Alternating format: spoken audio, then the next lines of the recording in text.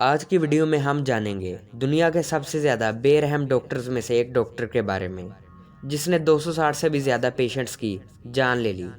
Doctor ایک ایسا شخص ہوتا ہے جو انسان کی زندگی بچا سکتا ہے، لیکن یہی ڈاکٹر اگر انسان کو مارنے پر تل جائے تو کیا ہوگا؟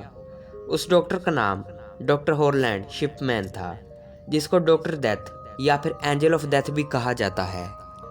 ڈاکٹر شپ مین ایک میڈیکل ڈاکٹر تھے جنہوں نے 1970 سے لے کر 1998 تک 260 سے بھی زیادہ پیشنٹس کو مار دیا۔ لیکن آگے جاننے سے پہلے میں آپ کو بتاتا چلوں کہ ڈاکٹر شپ مین کی بائیوگرافی کے بارے میں۔ شپ مین 14 جنوری 1946 کو پیدا ہوا اور 13 جنوری 2004 کو اس نے خودکشی کر لی، ٹھیک اپنی برتھ ڈے سے ایک دن پہلے۔ شپ مین انگلینڈ کے شہر نوٹنگم میں پیدا ہوا۔ یہ مڈل کلاس فیملی سے تعلق رکھتا تھا۔ شپ مین کی ماں کو کینسر تھا، جس کی وجہ سے آئے دن اس کی طبیعت خراب رہتی، تو یہ شخص اسے مارفن کا ڈرگس دیتا۔ ایک دن مارفن کے انجیکشن کا اوور ڈوز ہونے کی وجہ سے اس کی ماں اس دنیا سے چل بسی۔ اس کے بعد یہ ٹوٹ سا گیا۔ اس کی ماں نے اس کو کہا تھا کہ ڈاکٹر بننا۔ اس کے بعد اس نے اپنی میڈیکل کی تعلیم حاصل کی۔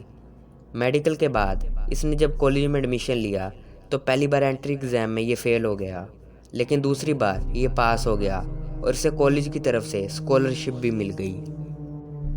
شپ مین کو اسکالرشپ ملنے کے بعد اس نے 19 سال کی عمر میں ہی شادی کر لی اور اس کی بیوی کی عمر 17 سال تھی۔ شپ مین کے 2 جڑواں بچے ہوئے۔ ایک دن ایک عورت کے سینے میں درد ہوا اور اسے شپ مین کے سامنے لایا گیا۔ اس نے اس عورت کو اوور ڈوز انجیکشن دیا جو کہ مارفن کا تھا۔ اس کے بعد اس عورت کی موت ہوگی۔ جب ریلیٹیوز نے وجہ پوچھی تو شپ مین چپ رہا اور کہا کہ یہ ایک نیچرل ڈیتھ ہے۔ اس کے بعد ریلیٹیوز نے پولیس کو بتایا۔ پولیس کو بھی کوئی ثبوت نہیں ملا۔ اس نے پولیس کو ڈیتھ سرٹیفکیٹ دکھایا۔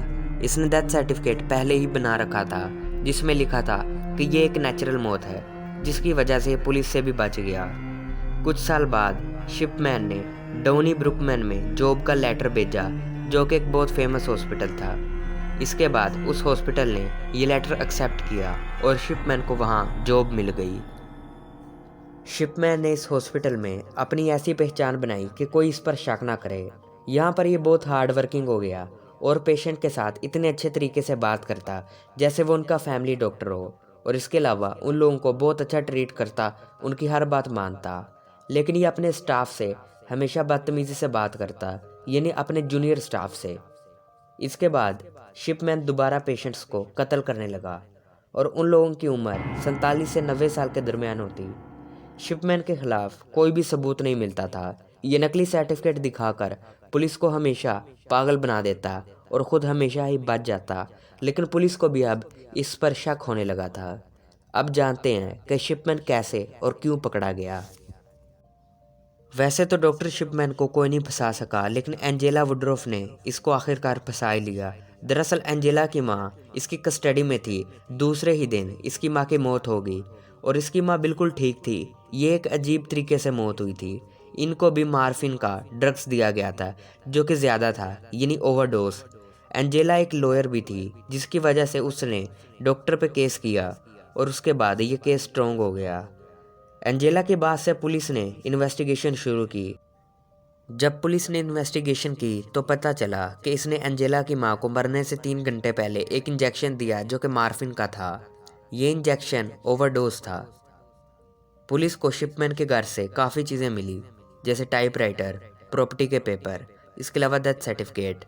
یہ ٹائپ رائٹر سے ڈیتھ سرٹیفکیٹ کو ایڈٹ کرتا اور ہمیشہ نیچرل ڈیتھ لکھ کر لوگوں کو پاگل بنایا کرتا، حالانکہ یہ خود لوگوں کو مارا کرتا تھا۔ اس کے علاوہ کچھ ایسی چیزیں بھی ملی کہ شپ مین لوگوں کے گھر جاتا اور ان کو انجیکشن دے کے مار کے آتا اور وہاں سے ان کے پراپرٹی کے پیپر چوری کر کے لے آتا۔ ریلیٹیوز کے بتانے پر ہمیشہ نیچرل ڈیتھ کا بہانہ کرتا۔ اس نے بتایا کہ 1998 میں اس نے 15 لوگوں کے ساتھ فراڈ کیا تھا۔ لوگ کہتے تھے کہ یہ لوگوں کا درد برداشت نہیں کرتا، اسی لیے یہ سب کو مار دیتا ہے۔ آخرکار اس دن کا انتظار تھا جو آ ہی گیا۔ آخرکار پولیس نے شپ مین کو پکڑ لیا۔ 31 جنوری 2000 کو شپ مین نے مان لیا کہ اس نے 15 لوگوں کو مارا اور وہ بہت شرمسار ہوا، لیکن شپ مین نے اس سے بھی کئی زیادہ لوگوں کو مارا تھا۔ پھر اس کے بعد شپ مین کو درم جیل میں بھیج دیا گیا، جو کہ ایک طرح کی دوزخ ہے۔ یہاں پر شپ مین نہیں رہنا چاہتا تھا۔ اس کے بعد شپ مین نے 6 بجے 13 جنوری کو خودکشی کر لی۔ اس نے اپنی بیڈ شیٹ کو گلے میں ڈالا اور دیوار کے ساتھ اس کو باندھ دیا اور خودکشی کر لی۔ جب پتہ چلا تو سب لوگوں نے کہا کہ اس کو ایسی موت نہیں مرنا چاہیے تھا، اس نے لوگوں کے ساتھ بہت زیادہ ظلم کیا ہے۔